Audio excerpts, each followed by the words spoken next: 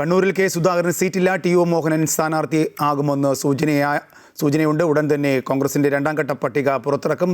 അതേസമയം സ്വതന്ത്രനായി മത്സരിക്കില്ല എന്നും പാർട്ടിക്കൊപ്പമെന്നും സുധാകരൻ പറഞ്ഞു. കൂടുതൽ വിശദാംശങ്ങളുമായി തിരുവനന്തപുരത്ത് നിന്നും അൻഫ്ലിറ്റ് ഡിസൂസ ചേരുന്നുണ്ട്. അൻഫ്ലിറ്റ്, അവസാനം മഞ്ഞുരുകി സുധാകരൻ പാർട്ടിക്കൊപ്പം നിൽക്കുന്നു.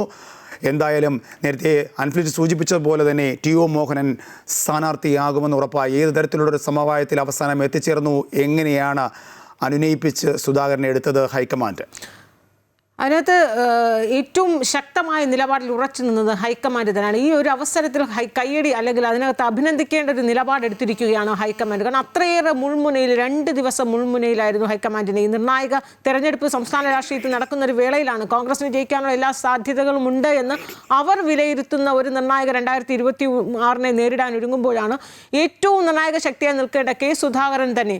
അദ്ദേഹത്തിൻ്റെ അത്രയേറെ സീനിയറായ അത്രയേറെ മുതിർന്ന നേതാവാണ്. എത്രത്തോളം നിർണായകമാണ് ഈ തെരഞ്ഞെടുപ്പിൽ, പ്രത്യേകിച്ച് കണ്ണൂരിനപ്പുറത്തേക്കൊക്കെ തന്നെയും സംസ്ഥാനത്ത് ഈ 140 നിയമസഭാ മണ്ഡലങ്ങളിൽ പോലും സ്വാധീനിക്കാൻ കഴിയുള്ള ഒരു നിർണായക ശക്തിയായ കെ സുധാകരൻ ഈ കഴിഞ്ഞ 2 ദിവസം ഹൈക്കമാൻഡിനെ മുൾമുനയിൽ നിർത്തിയ ഹൈക്കമാൻഡിൻ്റെ ആ നിലപാടിൽ കോൺഗ്രസിന്റെ ദേശീയ നേതൃത്വം അല്ലെങ്കിൽ ഹൈക്കമാൻഡ് മല്ലികാർജ്ജുൻ ഖാർഗെ, രാഹുൽ ഗാന്ധി, ഈ 2 വ്യക്തികളും അവരുടെ നിലപാടിൽ ഉറച്ചു നിന്നു. പ്രത്യേകിച്ച് രാഹുൽ ഗാന്ധി കെ സുധാകരന് മാത്രമായി വഴങ്ങേണ്ടി വന്നാൽ അത് വലിയ രീതിയിൽ പൊട്ടിത്തെറിയിലേക്ക് വരുമെന്നൊരു നിലപാടിൽ അവർ ഉറച്ചു നിൽക്കുകയും ഇക്കാര്യം മല്ലികാർജ്ജുൻ ഖാർഗെയും രാഹുൽ ഗാന്ധിയും തന്നെ കെ സുധാകരനെ അറിയിക്കുകയും ഒക്കെ ചെയ്തു. എന്നാൽ അദ്ദേഹത്തിൻ്റെ ഒരു നിലപാടും കെ സുധാകരൻ്റെ ഒരു സ്വഭാവവും ഒക്കെ അനുസരിച്ച് അദ്ദേഹം അങ്ങനെ പൊടുന്നനെയൊന്നും അനുനയിക്കുന്ന ഒരു വ്യക്തിയല്ല.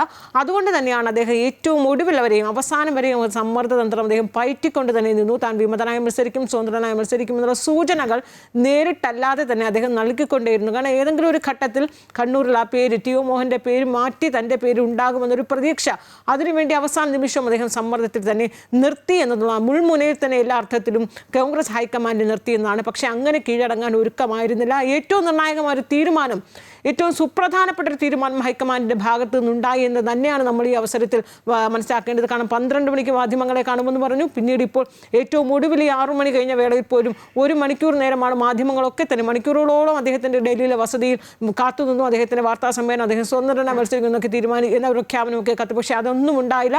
സുധാകരൻ അവിടെ നിന്ന് അനുനയ പാതയിൽ, അതായത് സുധാകരൻ എല്ലാ അർത്ഥത്തിലും ഹൈക്കമാൻഡ് മെരുക്കി എന്ന് തന്നെയാണ്. ഇതിൽ ഹൈക്കമാൻഡ് ഇടപെട്ടു എന്ന് തന്നെയാണ്. കാരണം കേരള നേതാക്കളൊക്കെ രാത്രി പുലർച്ചയോടുകൂടി, ഇന്ന് രാവിലെയോടുകൂടി തന്നെ അവരൊക്കെ തന്നെ നാട്ടിലേക്ക് മടങ്ങിക്കഴിഞ്ഞു, കേരളത്തിലേക്ക്.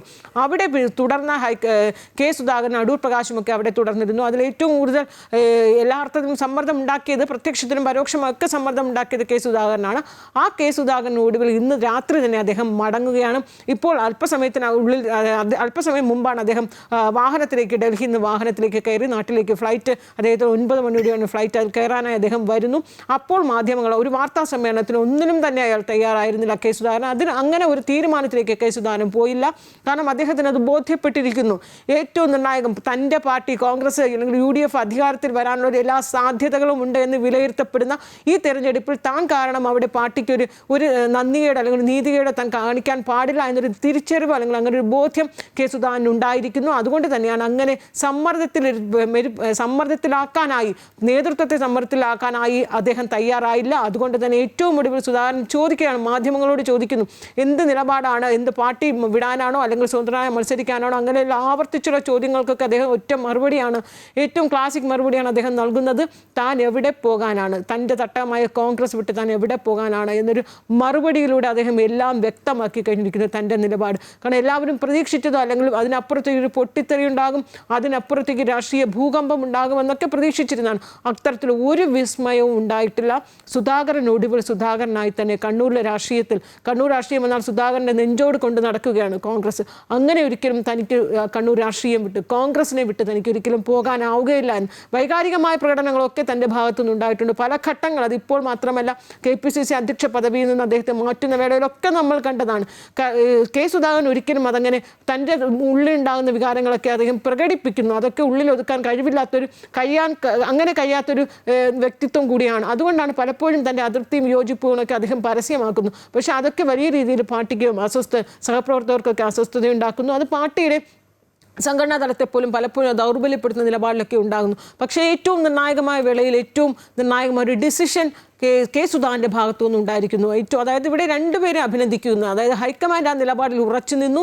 കെ സുധാകരൻ അതിനപ്പുറത്തേക്കും മറ്റൊരു പൊട്ടിത്തെറിക്ക് വഴിവെക്കാതെ അദ്ദേഹം കൃത്യമായ വളരെ പക്വതയോടുള്ള തീരുമാനം കെ സുധാകരൻ്റെ ഭാഗത്തു ഈ നിർണായക വേളയിൽ ഉണ്ടായി എന്ന് പറയുമ്പോൾ കെ സുധാകരനോടും കടപ്പെട്ടിരിക്കുകയാണ്. ഒപ്പം തന്നെ ഹൈക്കമാൻഡ് നീതിപൂർവമായ തീരുമാനം, ഉറച്ച ഒരു നിലപാട് ഹൈക്കമാൻഡ് ഭാഗത്തു നിന്നുണ്ടായി. അദ്ദേഹം കെ സുധാകരൻ എന്ത് തന്നെ ചെയ്തോട്ടെ, കാരണം ഈ ഏറ്റവും ഒടുവിൽ അദ്ദേഹം മല്ലികാർജ്ജുൻ ഖാർഗെയെ വിളിച്ചു എന്നാണ് നമ്മൾ മനസ്സിലാക്കുന്നത്. ഫോണിൽ വിളിച്ചപ്പോൾ അദ്ദേഹം താൻ ബാംഗ്ലൂരിലാണ് എന്നൊരു മറുപടി പറഞ്ഞ് പിന്നീട് നേരിട്ട് സംസാരിക്കാം എന്നൊരു മറുപടിയാണ് അദ്ദേഹത്തിൻ്റെ ഭാഗത്തുനിന്ന് ഉണ്ടായത്. അപ്പോൾ ഹൈക്കമാൻഡിൻ്റെ ഭാഗത്തു നിന്ന് അങ്ങനെ ഒരു അനുകൂല ഒരു നിലപാടിൽ ഉണ്ടാവുകയില്ല, ഇനി കാത്തിരുന്നിട്ട് കാര്യമില്ല എന്നൊക്കെയുള്ളൊരു ബോധ്യം അദ്ദേഹത്തിന് ബന്ധപ്പെട്ട വൃത്തങ്ങളിൽ നിന്നൊക്കെ മനസ്സിലായി. സംസ്ഥാന നേതാക്കളൊക്കെ തന്നെ ഇപ്പോൾ രാവിലെ എ കെ ആന്റണി അദ്ദേഹത്തെ ഫോണിൽ വിളിച്ച് എല്ലാ രീതിയിലും അദ്ദേഹത്തെ സംസാരിപ്പിച്ചു. ഇപ്പോൾ എ കെ ആന്റണിയെ പോലൊരു മുതിർന്ന നേതാവിൻ്റെ ഭാഗത്തു നിന്നൊരു ഫോൺ കോൾ വരികയും മണിക്കൂറുകളോളം അദ്ദേഹം എ കെ ആന്റണി കെ സുധാകരനുമായി ഫോണിൽ സംസാരിച്ചു എന്നാണ് നമുക്ക് ലഭിക്കുന്ന വിവരം. അങ്ങനെ എല്ലാ അർത്ഥത്തിലും അദ്ദേഹത്തെ അനുനയിപ്പിച്ചു. ഇനി അനുനയിപ്പിക്കാനായി മറ്റാരുമില്ല ദേശീയ നേതൃത്വത്തിൽ കേരളത്തുമായി ബന്ധപ്പെട്ട്.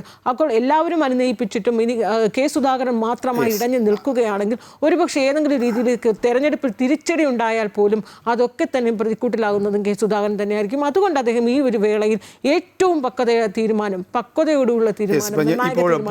കെ സുധാകരന്റെ പ്രതികരണം നമുക്ക് കേട്ടതിന് ശേഷം ഇതിലേക്ക് മടങ്ങി വരാം. ഞാനില്ല, പാർട്ടി എത്രയോ വലുതാണ്, പാർട്ടി എത്രയോ വലുതാണ്, ഞാൻ എത്രയോ ചെറുതാണ്. ഞാൻ എന്ത് പാർട്ടിയെ വെല്ലുവിളിക്കാനാണ്? ഞാൻ പാർട്ടിക്ക് വിധേയമായി നിൽക്കാൻ തന്നെയാണ് എന്റെ തീരുമാനം. അതനുസരിച്ച് മുൻപോട്ട് ഞാൻ ഒരു പ്രതികരണമാണ്. അതിലൊരു വൈകാരികതയൊന്നും ഉണ്ടായിട്ടില്ല. ഇനി ഭാവിയിൽ വൈകാരികമായി പ്രതികരിക്കുകയോ ഒന്നും അറിയില്ല. കാരണം കണ്ണൂരെ സംബന്ധിച്ചിടത്തോളം കെ സുധാകരൻ എന്ന് പറഞ്ഞാൽ കണ്ണൂർ തന്നെയാണ്, കണ്ണൂർ എന്ന് പറഞ്ഞാലും കേസ് തന്നെയാണ്. കേസിനെ അനുകൂലിക്കുന്ന ഒരു വിഭാഗമുണ്ട്. നേരത്തെ അൺഫിൽറ്റ് സൂചിപ്പിച്ചതുപോലെ അവിടെ സുധാകര വിഭാഗമെന്ന് പറഞ്ഞാലേ അത്രയ്ക്കൊരു കോൺഗ്രസ് അല്ലെങ്കിൽ യു ഡി എഫിന് ജനപ്രതിനിധി ജനങ്ങൾക്ക് ഒപ്പം നിൽക്കുന്ന ഒരു സാഹചര്യം. അതുകൊണ്ട് സുധാകരൻ പിടിച്ചെടുത്ത് നിൽക്കുമെന്ന് സുധാകരൻ കരുതി, അല്ലെങ്കിൽ സുധാകരൻ അനുകൂലിക്കുന്നവർ നിന്നു. ഇവിടെ സുധാകരൻ കീഴടങ്ങിയതാണോ അല്ലെങ്കിൽ കീഴടക്കിയതാണോ എന്നൊരു ചോദ്യം ബാക്കി വരുന്നു. അങ്ങനെയാണെങ്കിൽ അവസാനത്തെ ആ നിലപാട് ആരുടെ ആയിരുന്നു? ഒരുപക്ഷെ രാഹുൽ ഗാന്ധിയുടെ നിലപാട്, അതായത് ഈ എംപിമാർ മത്സരിക്കേണ്ട, അതിൽ നിന്നും ഒരു പടി പോലും മുന്നോട്ട് പോകേണ്ട എന്ന ശക്തമായ നിലപാടിൽ ഉറച്ചു നിന്നതുകൊണ്ടാകാം ഒരുപക്ഷെ സുധാകരന് മാറേണ്ടി വന്നത്. അങ്ങനെയല്ലേ നമുക്ക് വിലയിരുത്തേണ്ടത്? അതെ, ഇതിനകത്ത് അദ്ദേഹത്തിൻ്റെ ആ നിലപാട്, ഹൈക്കമാൻഡ് എടുത്ത നിലപാട്, പക്ഷെ അപ്പോഴും ഒരു വ്യക്തമാകണം, അല്ലെങ്കിൽ നമ്മളത് ഓർക്കേണ്ട ഒരു കാര്യമെന്ന് പറയുന്നത് ഈ കെ സുധാകരൻ എന്തുകൊണ്ടാണ് ഇത്രയും നാൾ, അതായത് ഇത്രയും ദിവസമൊക്കെ തന്നെയും അദ്ദേഹം ആ സമ്മർദ്ദ തന്ത്രത്തിൽ അല്ലെങ്കിൽ ഒരു സമ്മർദ്ദത്തിൻ്റെ മുൻമുനയിൽ നിർത്താനുള്ള ഒരു കാരണം കെ സുധാകരൻ പറയുന്നൊരു ന്യായീകരണം, അദ്ദേഹത്തിൻ്റെ ഒരു ന്യായീകരണമുണ്ട്. അതായത് KPCC അധ്യക്ഷ പദവിയിൽ നിന്ന് ഒഴിവാക്കുമ്പോൾ രാഹുൽ ഗാന്ധി അദ്ദേഹത്തോട് നേരിട്ട് പറഞ്ഞതാണ് ഈ നിയമസഭാ തെരഞ്ഞെടുപ്പിൽ അദ്ദേഹം ഉറപ്പായും കണ്ണൂരിൽ സ്ഥാനാർത്ഥിയാകും. ആ ഉറപ്പ് തനിക്ക് നേരിട്ട് രാഹുൽ ഗാന്ധി തന്നു.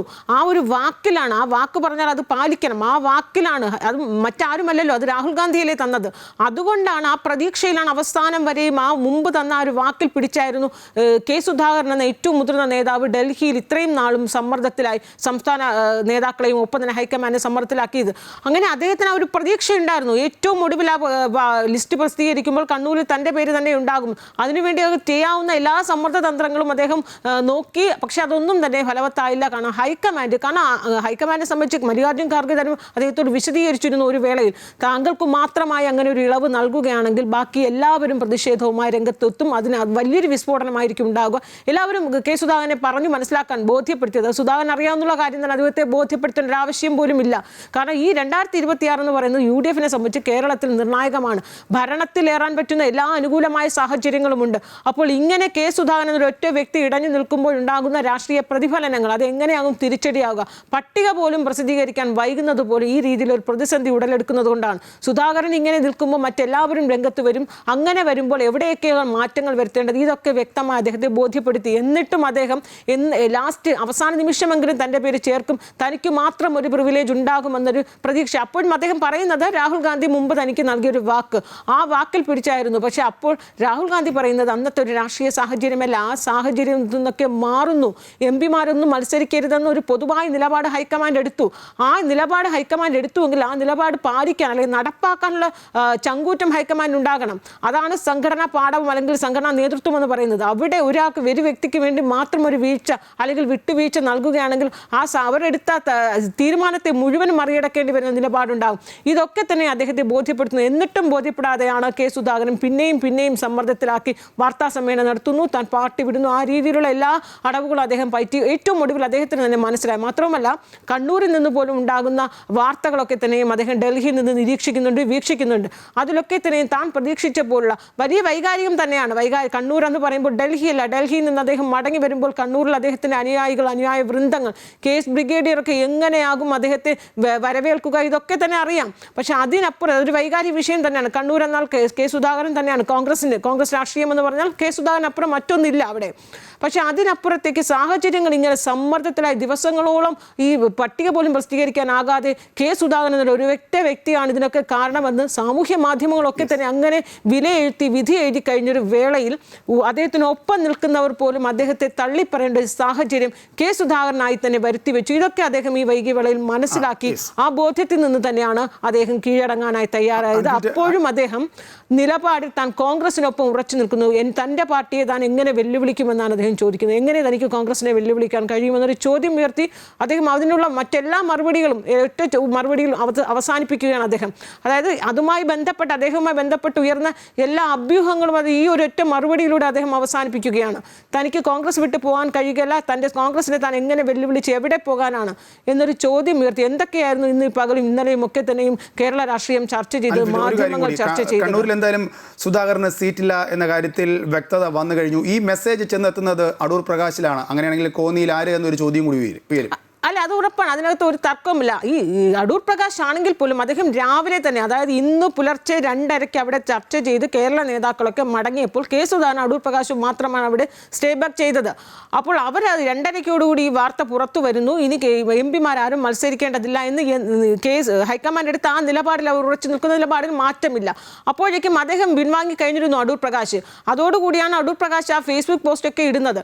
എന്നാൽ പിന്നീട് സുധാകരന് മാത്രമായ ഒരു ഇളവ് എന്ന വാർത്തകൾ പുറത്തു വന്നപ്പോൾ അദ്ദേഹം സുധാകരൻ ഉണ്ടെങ്കിൽ തനിക്കും തന്നേ പറ്റൂ എന്നുള്ളൊരു അതൊരു കലാപമാക്കി മാറ്റാൻ തന്നെ അടൂർ പ്രകാശ് തയ്യാറായിരുന്നു. പക്ഷെ അപ്പോഴും അത് സുധാകരൻ ഉണ്ടെങ്കിൽ മാത്രം തനിക്ക് തന്നാൽ മതി എന്നൊരു നിലപാട് അദ്ദേഹത്തിനുണ്ട്. അതുകൊണ്ട് തന്നെയാണ് ഈ പട്ടികയിൽ ഇപ്പോൾ കോന്നിയിൽ അടൂർ പ്രകാശിന്റെ പേരില്ല. കോന്നിയിൽ ഈ സതീശൻ കൊച്ചുപറമ്പിൽ തന്നെയാണ്. സതീശൻ കൊച്ചുപറമ്പിൽ എന്ന് പറയുമ്പോൾ അവിടുത്തെ DCC അധ്യക്ഷനാണ്. അത് DCC അധ്യക്ഷൻ ഒരു അർത്ഥത്തിൽ ഈ അടൂർ പ്രകാശിന്റെ നോമിനി കൂടി തന്നെയാണ്. അപ്പോൾ അടൂർ പ്രകാശ് സുധാകരൻ ഉണ്ടെങ്കിൽ മാത്രമേ അദ്ദേഹം കലാപത്തിന് തയ്യാറുള്ളൂ. അതല്ലെങ്കിൽ അദ്ദേഹം അനുനയത്തിന്റെ പാതയിൽ തന്നെയാണ്. പാർട്ടിക്ക് വിധേയനായി അല്ലെങ്കിൽ ഹൈക്കമാൻഡിന് വിധേയനായി അടൂർ പ്രകാശ് നിലകൊള്ളും. അതിനകത്ത് യാതൊരു സംശയവുമില്ല. അപ്പോൾ ഇതിനൊക്കെ കാരണമായി നിന്നത് കെ സുധാകരനാണ്. കെ സുധാകരൻ അനുനയിക്കുന്നു. കെ സുധാകരൻ കൊടുക്കുന്നില്ല എന്ന്, സീറ്റില്ല എന്ന് നിലപാടിൽ ഉറച്ച് ഹൈക്കമാൻഡ് നിന്നതോടുകൂടി സുധാകരൻ ആ അനുനയ പാതയിലേക്ക് വന്നു. കാരണം അദ്ദേഹത്തിന് അറിയാം, അദ്ദേഹം സ്വതന്ത്രനായ ഏതെങ്കിലും ഒരു രാഷ്ട്രീയ പാർട്ടിയുടെ ഒപ്പമൊക്കെ നിൽക്കുകയാണെങ്കിൽ അദ്ദേഹത്തിന് ഇപ്പോൾ ഉണ്ടാക്കിയ ഒരു ഇമേജോ അല്ലെങ്കിൽ ഇത്രയും കാലം പതിറ്റാണ്ടുകൾ നിന്ന രാഷ്ട്രീയ പാരമ്പര്യമൊക്കെ ഉപേക്ഷിക്കുക എന്ന് പറഞ്ഞാൽ കെ സുധാകരൻ ഈ വേളയിൽ ഇദ്ദേഹത്തിന് എന്തായിരിക്കും, അദ്ദേഹത്തിൻ്റെ രാഷ്ട്രീയമായി അല്ലെങ്കിൽ ഒരു ആത്മഹത്യാപരമായ നിലപാടാകുമെന്ന് തിരിച്ചറിവൊക്കെ തന്നെ കെ സുധാകരനുണ്ട്. അതുകൊണ്ട് തന്നെയാണ് ഈ കാത്തുനിന്ന മാധ്യമങ്ങളോട് ഏറ്റവും പക്വതയോടുകൂടി അദ്ദേഹം മറുപടി പറഞ്ഞത്. ഇനി ഇതിനകത്ത് മറ്റൊന്നും പ്രതീക്ഷിക്കേണ്ട, അടൂർ പ്രകാശിൻ്റെ ഭാഗത്തു നിന്നൊരു എതിർപ്പോ വിയോജിപ്പോ ഒന്നും ഉണ്ടാവുകയില്ല. ഇനി ചെറിയ പൊട്ടിത്തെറി, അത് ഈ എൽദോസ് കുന്നപ്പള്ളി അദ്ദേഹത്തിന് പെരുമ്പാവൂർ സീറ്റ് നിഷേധിക്കുകയൊക്കെ ചെയ്യുമ്പോഴേ ഇപ്പോഴും എൽദോസ് കുന്നപ്പള്ളി ഒരുവിധം കീഴടങ്ങി എന്നാണ് മനസ്സിലാക്കുന്നത്. കാരണം അദ്ദേഹം DCC അധ്യക്ഷ പദവിയെങ്കിലും കിട്ടിയാൽ അതൊരിക്കലും കോൺഗ്രസ് കൊടുക്കാൻ പോലുള്ള ഒരുപക്ഷെ അത് അത്തരത്തിൽ. പിന്നെ മറ്റൊരു ജോസഫ് വാഴക്കൻ്റെ സീറ്റ് നിശ്ചയിച്ചപ്പോൾ ചെറിയ കലഹങ്ങൾ സ്വാഭാവികമാണ്. ഏത് രാഷ്ട്രീയ പാർട്ടിയിൽ വരുമ്പോഴും ഉണ്ടാകുന്ന, പട്ടികയിലില്ലാത്ത അസംതൃപ്തരുണ്ടാകുന്ന ചില വിയോജിപ്പുകൾ, പ്രത്യേകിച്ച് കോൺഗ്രസ് അത് കൂടുതലായിരിക്കും. അതൊഴിച്ചാൽ ഏറ്റവും വലിയൊരു തലവേദന എന്നതിനപ്പോൾ ഏറ്റവും കൂടുതൽ പ്രതിസന്ധിയുടെ മുൾമുനയിൽ നിർത്തിയ ആ ഒരു സാഹചര്യമൊക്കെ തന്നെ കോൺഗ്രസിൽ മാറുകയാണ്. കോൺഗ്രസ് സീറ്റ് പട്ടിക പുറത്ത് വിടുമ്പോഴും കോൺഗ്രസ് പ്രതീക്ഷിച്ചിരുന്നത് അതിനുശേഷമുള്ള കെ സുധാകരൻ്റെ നിലപാട് എന്തായിരിക്കും എന്നാണ്. പക്ഷെ അതൊക്കെ മാറി സുധാകരൻ്റെ ഈ ഒരു പ്രസ്താവനയോടുകൂടി അദ്ദേഹം നാട്ടിലേക്ക് വരുന്നു. ഇനി കണ്ണൂരിൽ വന്നാൽ പോലും അദ്ദേഹത്തിന് ഒരു വരവേൽപ്പും സ്വീകരണമൊക്കെ ഉണ്ടാകും. അതിനപ്പുറത്തേക്ക് അദ്ദേഹത്തിന് മറ്റൊരു നിലപാടുണ്ടാകാനുള്ള സാധ്യത ഇല്ല എന്ന് തന്നെയാണ് ഈ വേളയിൽ നമുക്ക് പറയാനുള്ളത്. രാജേഷ് അൻഫിൽട്ടാണ് തിരുവനന്തപുരത്ത് നിന്നും വിശദാംശങ്ങൾ നൽകിയത്. കണ്ണൂരിൽ നിന്നും ജോസഫ് അഗസ്റ്റിൻ കൂടി ചേരുന്നുണ്ട്. ജോസഫ്, കണ്ണൂരിൻ്റെ വികാരമാണ് കേസ്. KS ബ്രിഗേഡ് എങ്ങനെ പ്രതികരിക്കുമെന്ന ഉള്ള ഒരു കാര്യത്തിലാണ് ഇനിയുള്ള മണിക്കൂറുകൾ. എന്തായാലും കെ സുധാകരൻ അർദ്ധരാത്രിയോടുകൂടി തന്നെ കണ്ണൂരിലെത്തുമെന്നാണ് പ്രതീക്ഷിക്കുന്നത്. ഒരു പൊതുവികാരം എങ്ങനെയായിരിക്കാം? രാജേഷ്, KS എന്ന് പറയുന്നത് കണ്ണൂർ കോൺഗ്രസിന്റെ ഒരു വികാരമാണ്. KS ബ്രിഗേഡ് എന്ന പേരിൽ തന്നെയാണ് ഇവിടുത്തെ അണികൾ പലരും അറിയപ്പെടുന്നത്. അങ്ങനെ അറിയപ്പെടാനാണ് അവർക്ക് പലരും താല്പര്യമെന്നതാണ് ഏറ്റവും പ്രധാനപ്പെട്ടത്. അൻഫ്ലിറ്റ് സൂചിപ്പിച്ചതുപോലെ തന്നെ എന്തുകൊണ്ടാണ് ഇത്തരത്തിൽ കീഴടങ്ങുന്നത് എന്നുള്ളത് വലിയ ചോദ്യമാണ്. അതിൽ ഏറ്റവും പ്രധാനപ്പെട്ടത് DCC നേതൃത്വം K സുധാകരനെതിരെ തിരിഞ്ഞു എന്നുള്ളതാണ്. ഇത്തരത്തിലൊരു കീഴടക്കത്തിന് K സുധാകരൻ നിർബന്ധിതമായതെന്നാണ് ഈ ഘട്ടത്തിൽ മനസ്സിലാക്കാൻ സാധിക്കുന്നത്. ഇന്ന് നമ്മൾ ഈ DCC ആ ഭാഗത്തെല്ലാം തന്നെ ഉണ്ടായിരുന്നു, വിവരങ്ങളൊക്കെ കൃത്യമായി ശേഖരിച്ചിരുന്നു. ആ ഘട്ടത്തിൽ മനസ്സിലാക്കാൻ സാധിച്ചത് പേരെഴുത് സുധാകരൻ മത്സരിക്കാൻ താല്പര്യമില്ലാത്തവരുടെ ലിസ്റ്റ് എഴുതി ഇപ്പോൾ തന്നെ ഹൈക്കമാൻഡിനെ അറിയിക്കുക എന്നാണ് ഒരു നേതാവ് പറഞ്ഞത്. ഇത് കൃത്യമായി K സുധാകരന്റെ ചെവിയിലെത്തിയിട്ടുണ്ട്. K സുധാകരനെ അത് ഒത്തിരിയേറെ സങ്കടത്തിൽ ആഴ്ത്തിയിട്ടുണ്ടെന്നുള്ള കാര്യം 100% ഉറപ്പാണ്. കാരണം K സുധാകരൻ വളർത്തി വലുതാക്കി കസേരകളിൽ ഇരുത്തിയ ആളുകളാണ് K സുധാകരനെതിരെ പ്രവർത്തിച്ചതെന്ന് മനസ്സിലാക്കിയ ശേഷമായിരിക്കാം ഒരുപക്ഷെ ഈ മഞ്ഞുരുക്കം ഉണ്ടായതെന്ന് ഈ ഘട്ടത്തിൽ പുറത്തു വരുന്നു. ആദ്യഘട്ടത്തിൽ K സുധാകരൻ ഈ സീറ്റിന് വേണ്ടി പിടിവാശി പിടിച്ചത് DCC നേതൃത്വം ഐക്യകണ്ഠേനമായി യൂത്ത് കോൺഗ്രസ്, മഹിളാ കോൺഗ്രസ്, മുസ്ലിം ലീഗ് ഉൾപ്പെടെയുള്ള സംഘടനകൾ വലിയ രീതിയിൽ K സുധാകരന് അനുഭാവപൂർവ്വമായിട്ടുള്ള ഒരു നിലപാട് സ്വീകരിച്ചു. ഇതാണ് K സുധാകരൻ വലിയൊരു സമ്മർദ്ദം ഹൈക്കമാൻഡിന് മുൻപിൽ വെക്കാൻ കാരണം. പക്ഷേ ഇന്ന് സ്ഥിതി രാവിലെ മുതൽ മാറി മറിയുന്ന ഒരു സാഹചര്യത്തിലേക്ക് കാര്യങ്ങൾ കടന്നു. ഹൈക്കമാൻഡ് തീരുമാനം അതെന്തായാലും താങ്കൾ അംഗീകരിക്കുമെന്നൊരു നിലപാട് DCC നേതൃത്വം കൂട്ടായി തീരുമാനിച്ചു. മാത്രമല്ല ചില അസ്വാരസ്യങ്ങൾ ഉണ്ടായിരുന്നെങ്കിൽ കൂടി അത്തരത്തിലൊരു നിലപാടിലേക്ക്, കടുംപിടുത്തത്തിലേക്ക് ഇത്തരത്തിൽ DCC എത്തിയതാണ് സുധാകരന്റെ മഞ്ഞുരുക്കത്തിന് ഏറ്റവും പ്രധാനപ്പെട്ട കാര്യമെന്നുള്ള രീതിയിലേക്ക് കാര്യങ്ങൾ എത്തി. മാത്രമല്ല സുധാകരൻ അത്രയേറെ സ്നേഹിക്കുന്ന ചില ആളുകൾ സുധാകരനെതിരെ പറഞ്ഞത് അത് സുധാകരന്റെ കാതുകളിലെത്തി. സുധാകരൻ അത് മനസ്സിലാക്കി.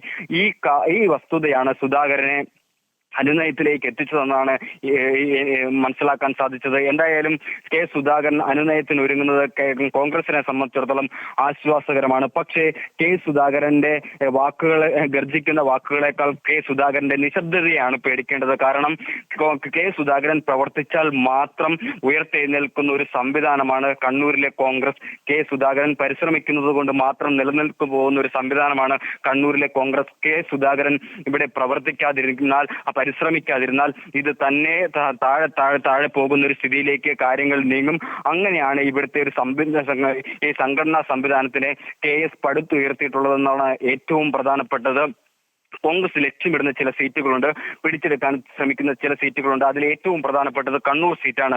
കണ്ണൂർ സീറ്റിൽ TA മോഹനൻ വരികയാണെങ്കിൽ അവിടെ വലിയ രീതിയിൽ ഒരു നിശബ്ദമായ പ്രചരണം, ഒരു ശീത പ്രചരണം ഈ TO മോഹനെതിരെ ഉണ്ടാകുമെന്ന കാര്യം 100% ഉറപ്പാണ്. കാരണം ഇത്തരത്തിൽ K സുധാകരൻ നാമനിർദ്ദേശം ചെയ്ത 3 ആളുകളുടെ പേരും നിരുപാധികമായി പട്ടികയിൽ നിന്ന് വെട്ടി. ആ പട്ടികയിൽ നിന്ന് വെട്ടിയതാരാണ്? K സുധാകരന്റെ ശത്രുക്കളാണ്. K സുധാകരന്റെ ശത്രുക്കളെ സഹായിക്കാൻ ഒരിക്കലും KS ബ്രിഗേഡ് ഒരിക്കലും കൂട്ടുനിൽക്കുകയില്ല. അതുകൊണ്ട് തന്നെ അവർ ഇതിൽ നിന്ന് വിട്ടുനിൽക്കും. അത് നിലവിലെ ഒരു സീറ്റ് പിടിച്ചെടുക്കുന്നതിലേക്ക് കാര്യങ്ങൾ കലാശിക്കില്ല. അത് കോൺഗ്രസിന് തന്നെ തിരിച്ചടിയാകും. അതായത് K സുധാകരൻ ഇത്തരത്തിൽ അയഞ്ഞാൽ പോലും, K സുധാകരൻ ഇത്തരത്തിൽ മൃതപ്പെട്ടാൽ പോലും ഇത് വലിയ രീതിയിൽ തിരിച്ചടി ഉണ്ടാക്കുമെന്ന കാര്യത്തിൽ ഒരു സംശയമില്ല. രണ്ടാമത്തത് ഈ പേരാവൂർ മണ്ഡലമാണ്. അവിടെയാണ് KPCC പ്രസിഡന്റ് സണ്ണി ജോസഫ് മത്സരിക്കുന്നത്. ഇതിനോടകം തന്നെ മണ്ഡലം വലിയ രീതിയിലുള്ള കടുത്ത മത്സരം നേരിടുന്നു. ആ മണ്ഡലത്തിലും സമാന സ്ഥിതി തന്നെയാണ് നിലനിൽക്കുന്ന ഒരു സാഹചര്യമാണ് നിലവിലുള്ളത്. അവിടെ ശൈലജ ടീച്ചറും അതുപോലെ തന്നെ BJPയുടെ സ്ഥാനാർത്ഥിയായി ഒരു പക്ഷേ ഈ സണ്ണി ജോസഫിന്റെ അനിയനായിട്ടുള്ള ഷാജി B ജോസഫുമാണ് മത്സരിക്കുന്നത്. അവിടെ 3000 വോട്ടിന്റെ മാത്രം ഭൂരിപക്ഷമാണുള്ളത്. അവിടെ KSന്റെ അനുകൂലികൾ വലിയ രീതിയിൽ നിശബ്ദമായി പ്രചരണം നടത്തിയാൽ ഇതിനോടകം തന്നെ പ്രചരണം നടത്തിയിട്ടുണ്ട്. അതിൽ സണ്ണി ജോസഫിന്റെ ഉൾപ്പെടെ പങ്കാണ് ഈ പേര് വെട്ടലിന് കാരണമായതെന്നുള്ള ഒരു വലിയ രീതിയിലുള്ള പ്രചരണങ്ങൾ നടക്കുന്നുണ്ട്. ആ പ്രചരണങ്ങൾ ഒരിക്കലും ഇത്തരത്തിൽ സണ്ണി ജോസഫിന് ഗുണകരമായി തീരില്ല എന്നുള്ള കാര്യം 100% ഉറപ്പാണ്. മറ്റൊരു മണ്ഡലം എന്ന് പറയുന്നത് അഴീക്കോട് മണ്ഡലമാണ്. അഴീക്കോട് മണ്ഡലത്തിൽ മുസ്ലിം ലീഗിന് ഉള്ളൊരു മണ്ഡലമാണ്. ആ അഴീക്കോട് മണ്ഡലത്തിൽ നിലവിലിപ്പോൾ LDFന്റെ സ്ഥാനാർത്ഥിയായിട്ടുള്ള KV സുമേഷാണ് കഴിഞ്ഞ തവണ MLA ആയിട്ടുണ്ടായിരുന്നത്. നിസ്സാര വോട്ടുകൾക്കാണ് അവിടെ ഇത്തരത്തിൽ KV സുമേഷിനോട് പരാജയപ്പെട്ടതെങ്കിലും പിന്നീട് അതിന്റെ ആധിപത്യം പിന്നീട് ആ ആധിപത്യം സ്ഥാപിക്കുകയും കൂടുതൽ സംഘടനാപരമായി ശേഷി ആർജിക്കുകയും ചെയ്തിട്ടുണ്ട്. ഇതിന്റെ അടിസ്ഥാനത്തിൽ തന്നെ ഇത്തവണയും ജയിക്കാനാവുന്ന ഒരു സാഹചര്യം നിലവിൽ മണ്ഡലത്തിലുണ്ട്. പക്ഷേ കണ്ണൂരിൽ K സുധാകരൻ സീറ്റില്ല, TO മോഹനൻ സ്ഥാനാർത്ഥിയാകുമെന്ന് സൂചന. സ്വതന്ത്രനായി മത്സരിക്കില്ലെന്നും എന്നും പാർട്ടിക്കൊപ്പം ഉണ്ടാകുമെന്നും K സുധാകരൻ പ്രതികരിച്ചിരിക്കുന്നു. ഡൽഹിയിൽ നിന്ന് 9 മണിയോടുകൂടിയുള്ള ഫ്ലൈറ്റിൽ അദ്ദേഹം കണ്ണൂരിലേക്ക് മടങ്ങും എന്നാണ് മനസ്സിലാക്കാൻ കഴിയുന്നത്. ഒരുപക്ഷെ ഇന്ന് തന്നെ ബാക്കി പട്ടിക, രണ്ടാം ഘട്ട കോൺഗ്രസിൻ്റെ പട്ടിക പ്രഖ്യാപിക്കുമെന്ന സൂചനയും പുറത്തുവരുന്നു. വിശദാംശങ്ങളാണ് കണ്ണൂരിൽ നിന്നും ജോസഫ് അഗസ്റ്റിൻ നൽകിയത്.